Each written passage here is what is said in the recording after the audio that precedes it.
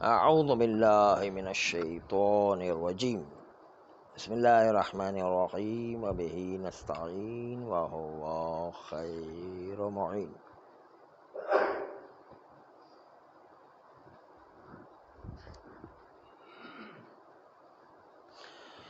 ہمارے پاس آج کی گفتگو یہ ہے کہ اگر وہ تھیلی جس میں مسک پایا جاتا ہے اس تھیلی کے طہارت میں شک ہو جائے تو شک کے طہارت و نجاست میں ہم گفتگو شروع کریں گے تاکہ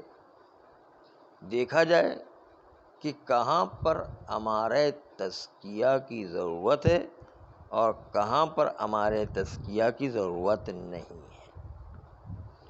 یہاں پر 3 صورت شک کی بنتی ہے فارہ کے پاک ہونے کے سلسلے میں۔ ان 3 صورتوں میں دیکھیں کہ کہاں پر ہمارے تزکیہ کی ضرورت پیش آتی ہے، کہاں پر ہمارے تزکیہ کے بغیر بھی طہارت آیا کرتا ہے۔ پہلی صورت یہ کہ انسان شک کرے کہ وہ فارہ، وہ تھیلی آیا زندہ حیوان سے ہے یا مذکّی سے ہے یا میتہ سے ہے، جبکہ اس میں بھی شک ہے کہ آیا وہ ہرن جس سے فارہ کو اخذ کیا گیا وہ زندہ ہے یا زندہ نہیں۔ فارہ میں شک کے 3 پہلو ہیں، مذکّی، میتہ یا حی۔ 3 پہلو میں سے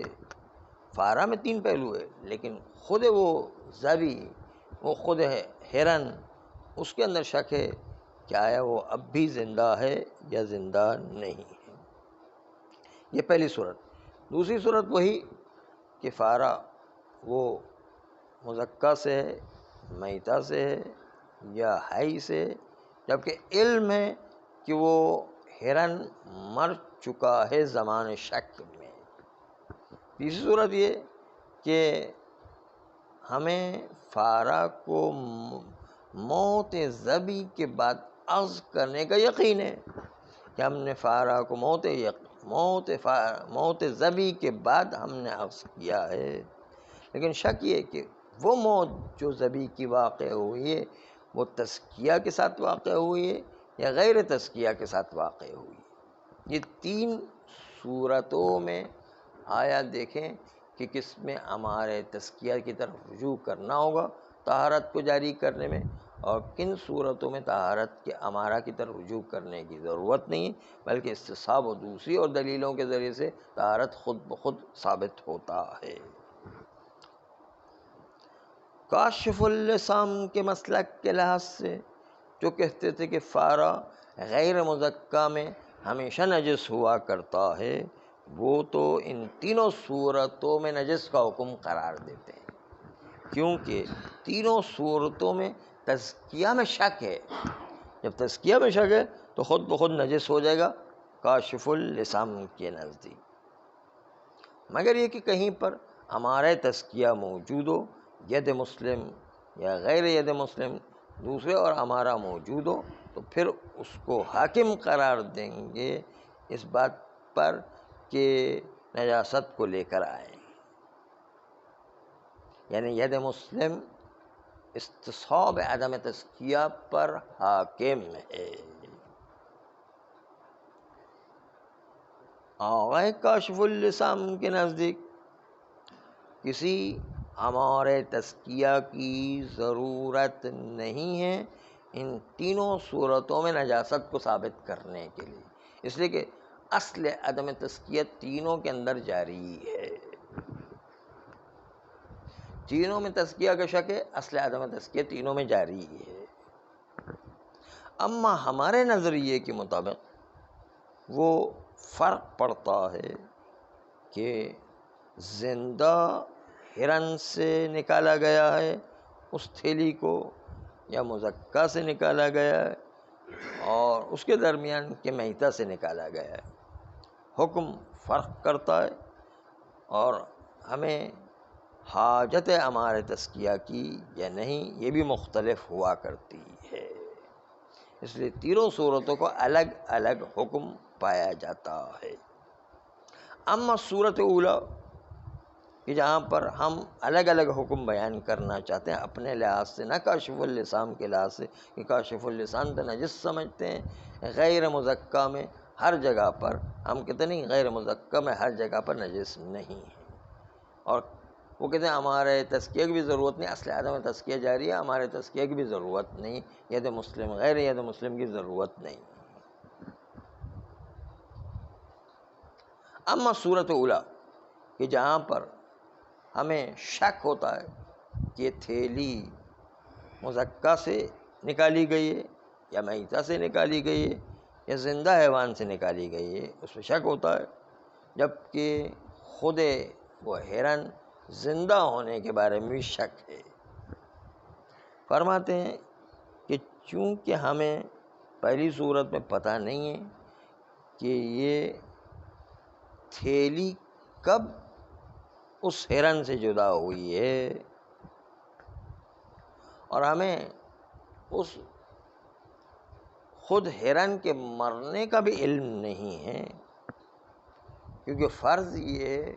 کہ ہو سکتا ہے کہ وہ ہرن اب تک بھی زندہ ہو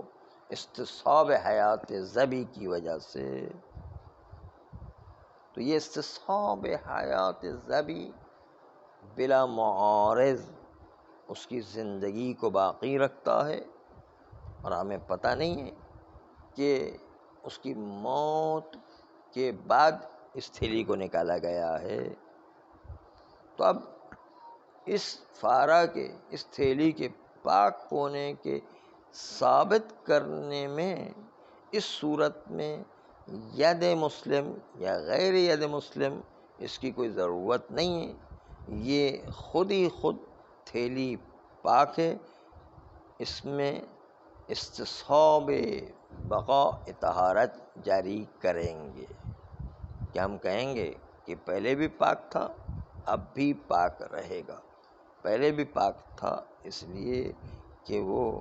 جب ہرن کے ناف میں تھا اس وقت بھی پاک ہے، اور ہرن کے ناف سے نکلنے کے بعد بھی شک کرتے کہ نجس ہوا ہے نہیں، ہم اس کو پاک ہی قرار دیں گے۔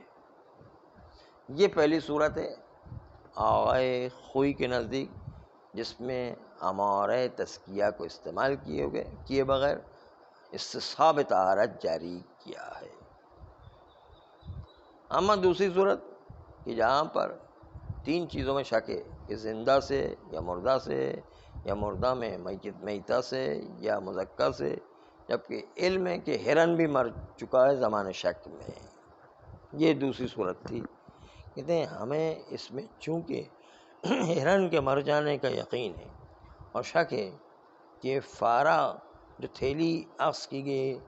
موت کے بعد ہے یا موت سے پہلے، یہ پتہ نہیں،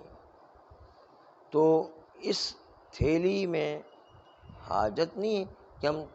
اس بات طہارت کریں اماروں کو قائم کرتے ہوئے کہ تزکیہ واقع ہوا ہے، تزکیہ کا امارہ قائم کرنے کی ضرورت نہیں ہے،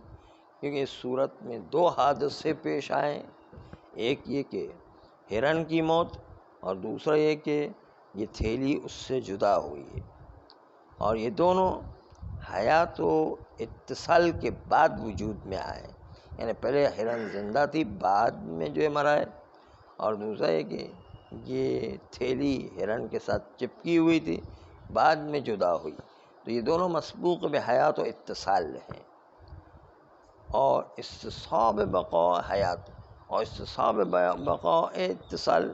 زمان ارتفاع تک معارض ہے، اس کے بالکل بمثل دو سامنے کے استصحاب کے ساتھ،